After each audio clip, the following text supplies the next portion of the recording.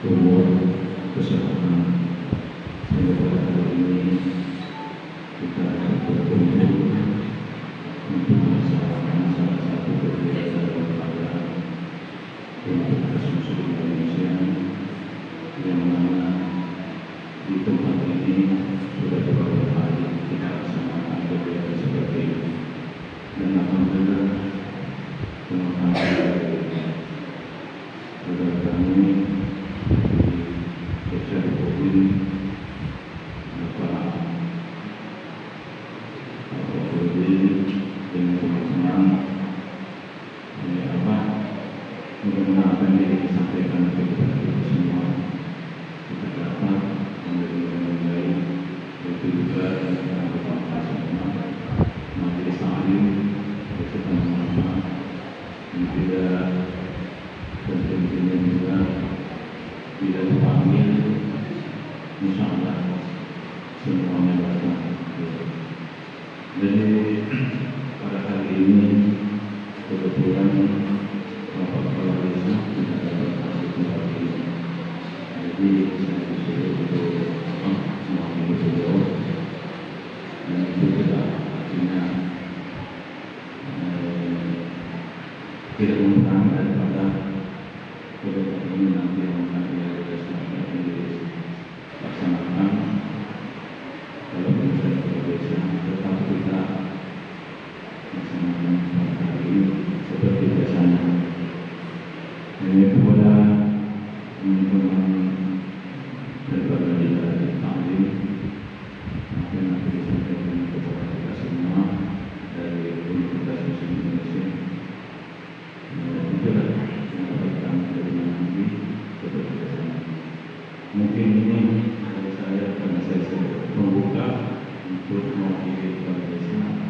Kalau kegiatan ini maka kita membuka dengan ucapan Bismillahirrahmanirrahim. Terima kasih. Assalamualaikum warahmatullahi wabarakatuh.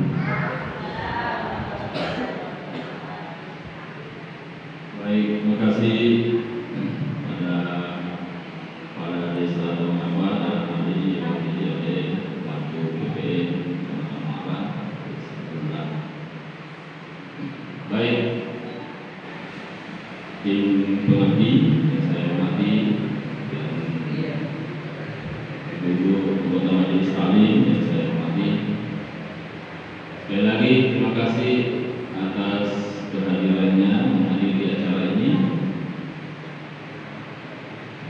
Kegiatan pengabdian kepada masyarakat yang memang menjadi agenda rutinitas bagi Universitas Muslim Indonesia dilaksanakan setiap tahun dengan berbagai bentuk. Ada pengabdian kepada masyarakat, ada desa binaan, ada juga pengabdian atau PKM unggulan fakultas, ada juga pengabdian atau PKM pemula, bahkan ada PKM internasional ya, yang dilaksanakan di luar negeri ya. Jadi ada beberapa varian atau tingkatan dalam pelaksanaan PKM ini ya.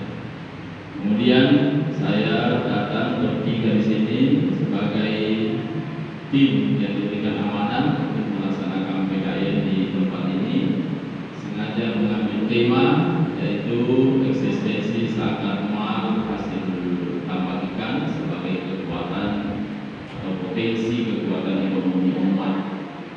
Judul ini sengaja dipilih mengingat ada beberapa alasan yang sangat relevan kegiatan ini, agar judul ini kita kemas dalam bentuk dalam acara PKM ini, karena mengingat isu-isu tentang ibadah malia ini sangat menarik untuk selalu dibicarakan ya, karena memang merupakan potensi yang luar biasa ya. Tentang pemberdayaan zakat itu menurut penjelasan dari Ketua Basnas, kalau seandainya zakat mal itu dikelola dengan baik, diberdayakan dengan baik, produksinya bisa mencapai sampai 300-an triliun rupiah, ya. Sebuah angka yang sangat fantastis, ya. Anggaran pendidikan kita saja sekitar 50 triliun, ya.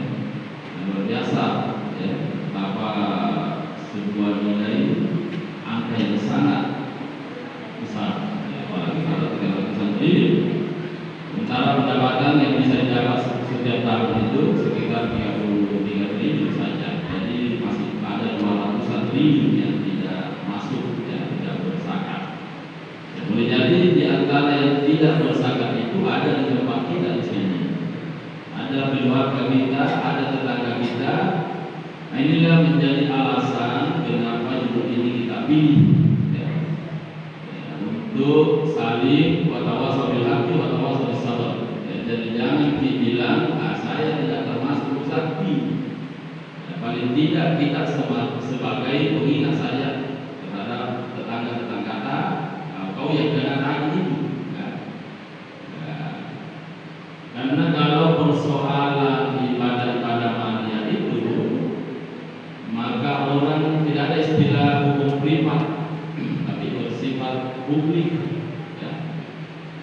Nah, itu Al-Quran sangat mengincam orang yang tidak mau terlibat dalam kegiatan-kegiatan sosial. Apa yang terjadi bagi politik, bagi kalau dia menjadi malah yang utuh ala ta'am miskin. Tidakkah kamu melihat orang yang mendustakan agama, yaitu orang yang tidak menerima, tidak ada keterlibatannya, ya, tidak ada sumbangsinya, tidak ada partisipasinya di dalam kegiatan-kegiatan sosial, itu juga dicela di dalam agama, bahkan termasuk mendustakan agama, ya. Artinya beragama secara kamuflase, ya, kalau kita bersikap apatis, sikap masa bodoh dengan masalah-masalah sosial, khususnya masalah ekonomi yang ada di tengah-tengah masyarakat kita, ya. Nah, oleh karena itu, yang kedua alasannya, ya, daerah kita ini daerah pesisir, ya, termasuk daerah tambak ikan yang banyak, ya. Nah, oleh karena itu, kalau berbicara masalah zakat ini dalam Islam itu sangat luar biasa memang, ya, perhatian Islam terhadap ibadah mania ini, ya. Ya. Banyak sekali ayat-ayat Al-Quran yang berbicara tentang zakat. Bahkan ayat yang berkaitan dengan zakat dan salat itu ada sekitar 26 ayat. Waqimus shalah wa atuz zakat, atau redaksi-redaksi yang lainnya. Waqimus shalah wa atuz zakat warka'u ma'arrakiin. Jadi kalau salat tunaikanlah zakat dan rukuklah bersama orang-orang yang rukuk. Ya, yang lain sebutkan, ya, wa in tabu wa qamu salata wa atuz zakata fa ikhwanukum fiddin. Ya, kalau mereka sudah bertaubat, mendirikan salat dan menunaikan zakat, maka itu adalah saudara dalam agama. Ya, di ayat lain lagi disebutkan wa ma'umiru illa liya'budullaha mukhlisina lahu-d-din hunafa wa yuqimus sholata wa yutuz zakat. Jadi selalu bergandengan. Apa rahasianya di sini? Bahwa antara salat dengan zakat itu kedudukannya di sisi Allah Subhanahu wa taala sama, ya. Tidak boleh kita hanya memperhatikan salat tetapi zakat kita abaikan, ya. Sangatlah keliru kalau ada orang rajin salat padahal dia termasuk muzaki dan dia tidak menjaga zakat hartanya, ya. Ini juga ironis di tengah-tengah masyarakat kita, banyak yang menganggap dirinya tidak termasuk kena nisab hartanya padahal dia termasuk orang yang sebenarnya muzaki, ya. Apa indikasinya, apa buktinya? Banyak yang sudah mendaftar sebagai calon jemaah haji, ya, banyak sekali daftar tunggu, bahkan ada yang sudah melaksanakan ibadah haji tapi tidak pernah berzakat misalnya. Ini sangat keliru, ya.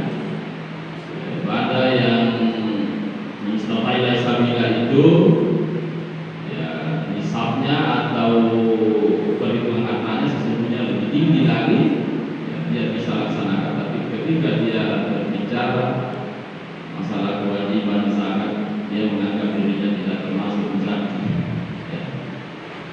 Oleh karena itu, dalam Islam sekali lagi soalan ibadah ini sangat ditekankan.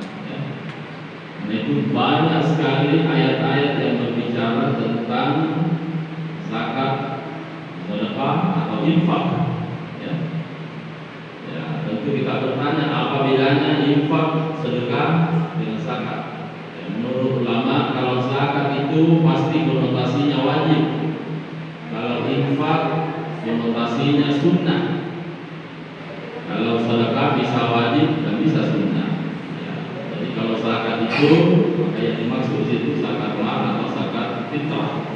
Kalau infak ya dia adalah semacam donasi. Ya. Namanya donasi siapapun bisa diberikan ya. Meskipun misalnya berlainan akidah kita, tidak apa-apa kita berdonasi. Kalau dia orang baik-baik tetangga kita, ya, kita memasak masakan yang agak banyak, kasihlah dia, itu namanya infak. Ya.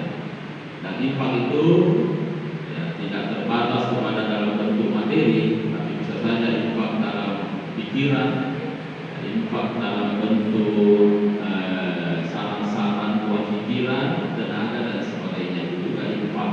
Ya. Oleh karena itu, saudara-saudara kaum muslimin muslimat, majelis taklim saya hormati, pemerintah mengatur masalah pengelolaan zakat ya, Undang-Undang Zakat nomor 23 tahun 2011 ya. Itu dijelaskan di situ bagaimana sistem pengelolaan zakat ya. Di antara yang dijelaskan dalam peraturan regulasi ini adalah harta-harta yang wajib dizakati. Di antaranya adalah emas, perak, dan logam mulia. Yang kedua, uang dan surat berharga, ya, kayak saham, ya, cek dan sebagainya. Apa zakat terhadap perniagaan, ya. Zakat terhadap hasil pertanian, perkebunan dan perhutanan, ya. Zakat terhadap industri, pertambangan, ya, profesi atau rikas juga kena zakat semuanya. Itulah jenis-jenis harta yang dizakati ya. Atau zakat mal, dan itu masing-masing punya nisab tertentu ya. Nanti Pak Ustaz akan menjelaskan itu. Itu Al-Quran mengatakan yasaluna kama la yunfiqun qul af. Kalau mereka bertanya apa yang diinfakkan, maka yang diinfakkan itu berlebihan dari kebutuhan pokok.